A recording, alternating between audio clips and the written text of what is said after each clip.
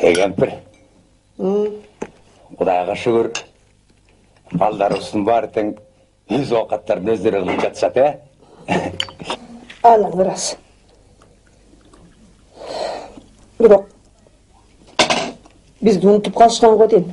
Такыр эле келбей калышты. Балдарымды сагындым.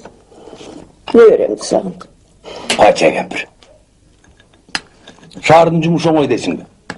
Колдор бошоп жатышат да. Генералдын балдары жума сайын эле келип атпайбы? Кампет-сампет, печень-сечеңдерин алып алып эле. Генералың сенин. Алда мыйлаба. Биздикилер.